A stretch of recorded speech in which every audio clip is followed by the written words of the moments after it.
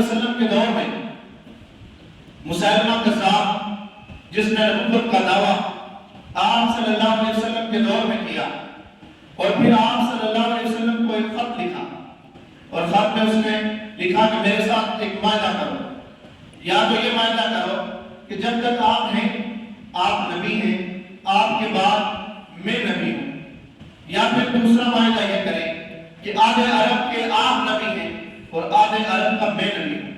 آپ صلی اللہ علیہ وسلم نے جب وہ خط دیکھا تو آپ صلی اللہ علیہ وسلم نے اس کے جواب میں لکھا کہ میں تو اللہ کا نبی ہوں، اللہ کا رسول ہوں، لیکن تو کذاب ہے۔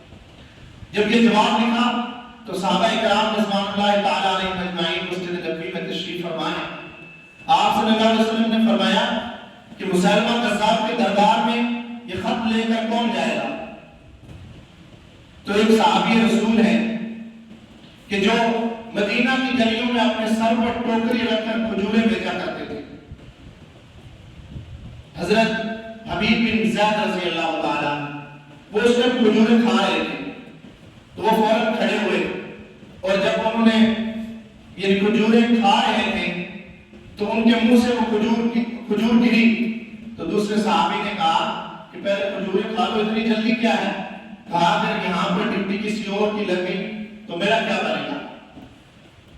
اور پھر یہ ہوا کہ حضرت حبیب بن زید کو رکا لے کر مسیلمہ کذاب کے دربار میں جاتے ہیں، اور وہاں پر جا کر ایسے شاہانہ انداز میں جاتے ہیں کہ وہاں پر پہنچے اور اپنے نیزے کو اس کے دربار میں ایسے گاڑا، اور مسیلمہ کذاب نے دیکھا کہ یہ کون ہے، اور پوچھا آپ کون ہو؟ کہا دیکھ کے پتہ نہیں لگ رہا کہ وہ محمد عربی صلی اللہ علیہ وسلم کا غلام ہو۔ جب اس نے یہ بات سنی تو اس کو غصہ آ گیا، اس نے کہا کیوں آئے ہو؟ کہا جو خط لکھا تھا اس کا جواب لے کر آیا۔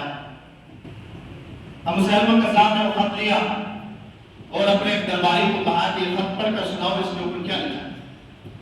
تو جب اس نے خط پڑھا تو اس میں لکھا تھا کہ میں تو اللہ کے نبی صلی اللہ علیہ وسلم ارشاد فرما رہے تھے کہ میں تو اللہ کا نبی ہوں، میں تو اللہ کا رسول ہوں، لیکن تو کذاب ہے، تو جھوٹا ہے۔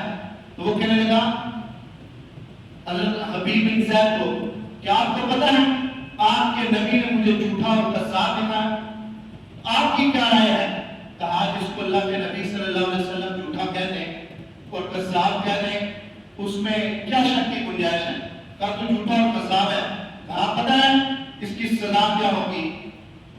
اور کہنے لگا کہ پیچھے دیکھو میرے ماننے والے تیرے پیچھے کھڑے ہیں اور وہ نیزے اور تلواریں لیے کھڑے ہیں۔ تو حضرت حبیب بن زید رضی اللہ تعالیٰ پر قربان جائیں، کہنے لگے میرے 12 بچے ہیں اور ان میں سے کچھ دودھ پیتے ہیں اور کچھ نے ابھی چلنا سیکھا ہے، چلنا شروع کیا ہے۔ میں جب اللہ کے نبی صلی اللہ علیہ وسلم کا یہ رکا لے کر تیرے دربار کی طرف آ رہا تھا نا، تو اس وقت میں نے ان کی طرف مڑ کے نہیں دیکھا تھا، تو میں تیرے درباریوں کی طرف مڑ کے کیا دیکھوں، یا ان کے تیر اور تلواروں کو کیا دیکھوں۔ جب اس نے یہ سنا تو اس کو غصہ مزید بڑھا اور اس نے تلوار لے کر حضرت حبیب بن زید رضی اللہ تعالیٰ کا ایک بازو کاٹا، اور پھر کہنے لگا سوچ لو ابھی بھی وقت ہے۔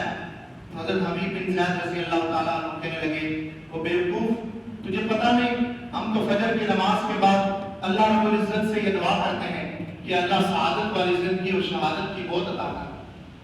ہم تو شہادت مانگنے والے لوگ ہیں، اور تو کہہ رہا ہے کہ سوچو، اگر سوچنا ہوتا تو پھر تیرے پاس آتا ہی نہ۔ اس نے دوسرا بازو کاٹا، اور پھر اس کے بعد حضرت حبیب بن زید رضی اللہ تعالیٰ عنہ کی گردن پر اس نے تلوار چلائی اور وہ شہید ہو گئے۔ ادھر سے حضرت حبیب بن زید رضی اللہ تعالیٰ عنہ شہید ہوتے ہیں، اور ادھر اللہ کے نبی صلی اللہ علیہ وسلم کی آنکھوں میں آنسو آ گئے۔ آپ صلی اللہ علیہ وسلم سے صحابہ پوچھنے لگے یا رسول اللہ یہ آنکھوں میں آنسو کیسے؟ کہا میرا حبیب شہید ہو گیا۔ تو وہ صحابہ کرام